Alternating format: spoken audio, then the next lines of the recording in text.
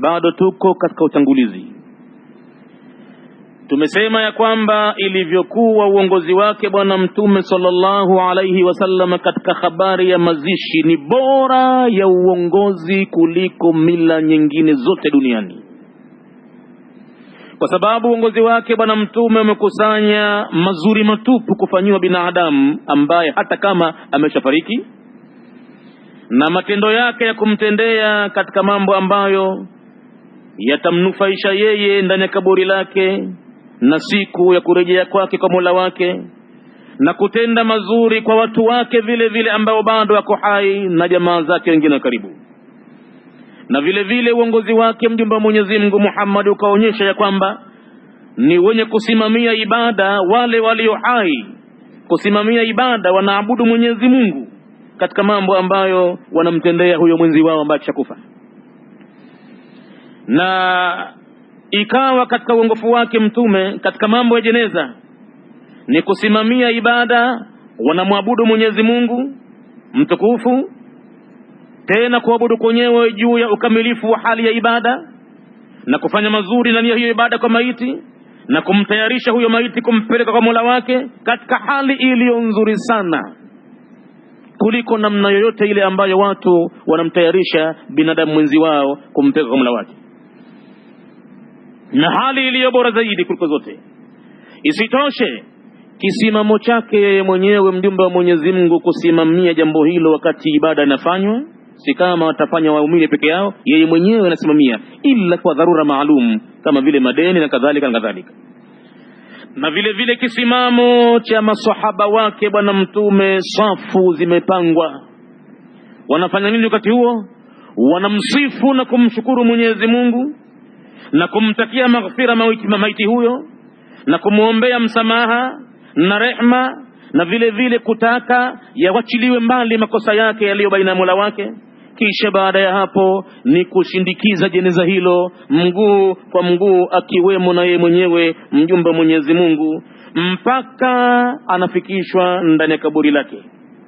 Kisha baada ya hapo mambo hayajashia hapo, mtume nasimama yeye na masahaba wake mbele ya kaburi hilo, wanamuombea maiti huyo apate kauli thabiti, ambacho kitu hicho ndo anachohitajia zaidi huyo maiti hapo kaburini. Wakati huo mtume anaomba pamoja na masahaba wake huyo mja wa Mwenyezi Mungu apate kauli thabiti kujibu masuala ambayo anaulizwa hapo.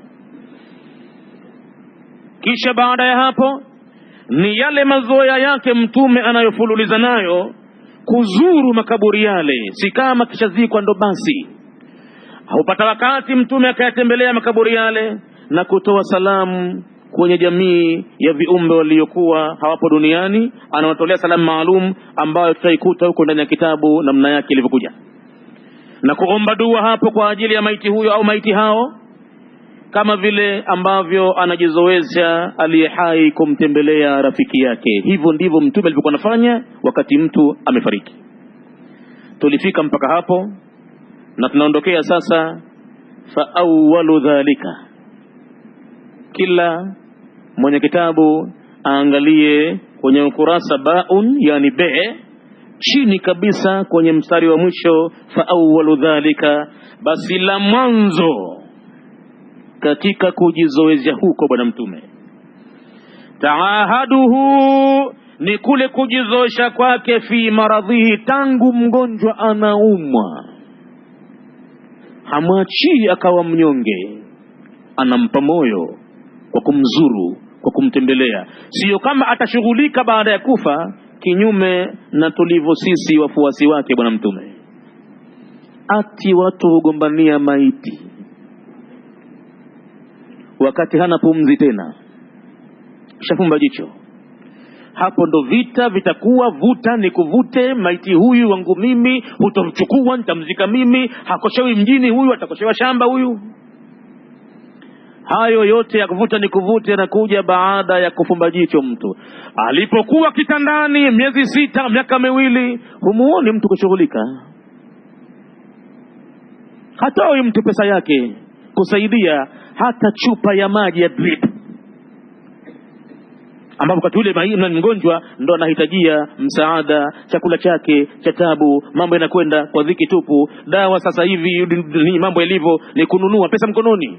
Humuoni mtu kushughulika, ngoja afumbe jicho hapo. Sasa mjumbe wa Mwenyezi Mungu amesunisha mwenendo, anaonyesha hadhi ya binadamu, anaonyesha uongozi wake. Kwa nini watu wameingia katika dini hii afuwajan kwa mambo walioyashuhudia ya utu ubinadamu? Fa awwalu dhalika, basi mwanzo katika hayo, taahaduhu, ni kule kujizoesha kwake mjumbe wa Mwenyezi Mungu, fi maradhihi, katika ugonjwa wake huyo Muislamu, wa tadhkiruhu al-akhirah, na si kama anamtembelea pale wakapiga porojo tu, la. Wakifika pale hawazungumzi kwamba mechi ya mpira imechezwa kashinda nani hivi na hivi, hapana. Ule ni wakati ambao ni muhimu mno kwa mgonjwa. Akifika mtume kwa mgonjwa, tadhkiruhu, huwa anamkumbusha mgonjwa yule al-akhirah, mambo ya akhirah, kwa sababu inaelekea zaidi yeye kwamba pengine ugonjwa ule ndio sababu mojawapo itakayomsababisha kuelekea akhirah pengine. Ingawa mambo ya kuelekea akhira kwa hakika hayataki sababu ya ugonjwa wala nini, lakini huelekea zaidi yule ambaye anaumwa, ndio yuko katika salamu maalum za kuelekea kwa Mola wake. Mtume akifika kwa mgonjwa huwa anamkumbusha mambo ya akhira. Wa amruhu, na hutoa amri pale pale mtume bilwasiyati, kwamba kama ana kitu anataka kuhusia basi ausie, asije kangoja roho ikaondoka hakuwahi kuhusia, huku nyuma akaacha ugomvi, au akaja akatafuna vidole alafu baadaye, laiti ningelijua ningehusia sehemu ya mali yangu ikanipatia sadakatun jaria, ikanipatia thawabu kunaendako wapi. Hayo ikawa ameyatupa. Wa amara, pia bwana mtume ametoa amri, man hadharahu, kwa yoyote ambaye mwenye kumhudhuria mgonjwa wake, au kama si wake ni muislamu mwenziwe, huyo ni ndugu yake. Ametoa amri bwana mtume kwa wale wenye kumtembelea mgonjwa, hususan mgonjwa yule akionekana yuko katika dalili za sakarati mauti, hususan. Naam, nimeacha haya inshallah. Asante sana. Naruka neno moja pale, bil wasiya wa tauba. Asante sana, jazakumullahu khairan kathiran. Wa amruhu, na kule kuamrisha kwake mjumbe wa Mwenyezi Mungu, bil wasiya, kwa mgonjwa yule, usia mali yako bwana, senda hivi hivi kule, toka maskini sana. Usikatosheka na swala tu na funga tu na hija tu. Kama Mwenyezi Mungu amekupa kitu hapa duniani, kiusie, lakini usipindukie thuluthi moja. Usia, weka sadakatun jaria. Wa tauba, na vile vile huwa mtume anamwamrisha kurejea kwa Mwenyezi Mungu kwa kutumia ulimi wake pale na kutia azma katika moyo wake, hata kama atainuka kwenye maradhi yale, hatorejea tena katika uovu wote ambao kawahi kuufanya. Anamwamrisha bwana mtume mgonjwa pale, si kama anafanya ziara tu basi hivi hivi, kama atakwenda pale atoe macho tu amtizame tu, hapana. Anakwenda kwa mambo maalum, na hapigi porojo tu ovyo ovyo pale wakacheka tu basi, hapana. Anafanya kazi maalum, anataka kumpa msaada mgonjwa yule, imma kwa kuhusia mali yake, wa imma kuleta toba. Wa amara, na mtume akaamrisha, man hadharahu, yule ambaye amemhudhuria mgonjwa wake, bitalqinihi, kumfundisha maneno maalum, hususan anapokuwa mgonjwa yule yuko katika dalili za kukata roho. Akishamwona vile, basi mtume kaamrisha hasa afundishwe maneno maalum. Maneno gani hayo? Shahadata an la ilaha illa Allah, atamkishwe. Yuko mbali wakati ule, anayaona ya kupwa na ya kujaa, anaona mbivu na mbichi, anaona nyeupe na nyeusi wakati ule. Waltafati saqu, wakati ule kurasa zinapinduliwa moja baada ya nyingine, na anaangalia, kafanya mwenyewe, kenda mwenyewe, katia mguu mwenyewe, kasema mwenyewe, mengine yanamfurahisha na mengine anakunjia uso.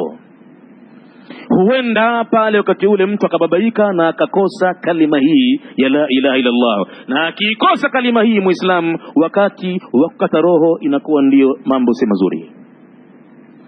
Mtume amefanya umuhimu mkubwa mno wa kumtaka aliyemhudhuria mgonjwa amtamkishe. Hapa ndipo pahala panapofundishwa mtu kutamka maneno. Usije ukamngojea mgonjwa huyo mpaka akakata roho, kisha baada ya kufukiwa kaburini ndo ukavuta kozi na jembe ukakalia na mkeka ukamwambia ya Abdallahi ibni Amatallahi. Umechelewa. Kwa wakati ule kumwambia kwamba watapokujia malaika wawili na kukuuliza man rabbuka faqul rabbi Allahu, hayo amechelewa mtu kumfundisha mtu wake. Kule kwa hakika akishafika kuna ulimwengu mwingine, kuna mambo mengine, vitisho vipo. Atafanikiwa yule ambaye ameishi kwa mujibu wa kalima ya la ilaha illa Allah, atajibu sawa. Yule ambaye ameishi anavyotaka mwenyewe hatopata kauli thabiti. Mwenyezi Mungu anayathibitisha hayo ndani ya kitabu chake. Anasema yuthabbitu Allahu alladhina amanu bilqawli thabiti. Mwenyezi Mungu huwathibitisha wale ambao wameamini kwa kauli thabit fil hayati dunia, tangu wanapokuwa katika maisha ya kidunia, wa fil akhirah, na huko akhirah vile vile. Na mwanzo akhirah ni pale kaburini pale. Mwenyezi Mungu huwathibitisha waumini. Lakini wayudhillu Allahu dhalimina, na huwapotezea Mwenyezi Mungu kauli thabit wale madhalim, hawaipati kabisa. Hata umfundishe vipi pale wakati ule. Kama wataka kumfundisha mtume mwenendo wake, amesema katoa amri, mgonjwa anapokuwa mahatuti atamkishwe la ilaha illa Allah. Tena umwambie sasa, mbona unatoa porojo jingi tu? Wacha kuugua namna kama hiyo. Wacha kumuita mama yako sasa hivi hapa, mama yangu. Hapana. Sasa ulimi wako wache urutubike kwa tamko la la ilaha illallah kila mara mpaka uondoke duniani, hali ya kuwa maneno yako ya mwisho umemalizia la ilaha illallah. Hakuna afaaye kuabudiwa ila Mwenyezi Mungu. Na kama atakuwa na nafasi pale kuongeza, aongeze wa anna Muhammadan Rasulullah. Hii kalima akipata mtu kafanikiwa sana. Mtume kachukua dhamana, man kana akhira kalamahu la ilaha illallah, yule ambaye amekuwa akhira kalamihi, mwisho wa maneno yake la ilaha illa Allah, dakhala aljanna, ataingia peponi. Na hawezi kutamka tamko hilo ila mtu ambaye tayari duniani ameishi kwa mujibu wa la ilaha illa Allah. Mtume anatoa amri bitalqinihi, kwa kufundishwa kutamka. Ila mgonjwa tena akiwa mahatuti, hana kauli, siku ya 3 ya 4 hasemi kitu, utakadiria ya kwamba hiyo ulioitamka hapo labda naye vile vile anaipata huko aliko, anaisema labda.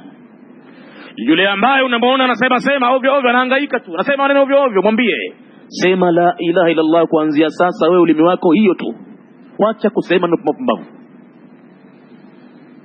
Na yule ambaye tayari kauli hana tena, basi tamka wewe kwa sauti hasa la ilaha illa Allah, tamka kwa sauti, pengine anaisikia huko aliko na anaitamka kwa kutetemesha ulimi wake ndani kwa ndani au kwenye moyo wake, huenda ikawa hivyo. Ila hakuna haja ya kumtaabisha na kumpiga na kumwamsha kwa lazima, yuko katika hali nyingine kabisa. Utakadiria kwamba labda na yeye anayesema wakati huo litakuna akhira kalamihi, ili maneno haya yawe ndo mwisho wa maneno yake huyo binadamu.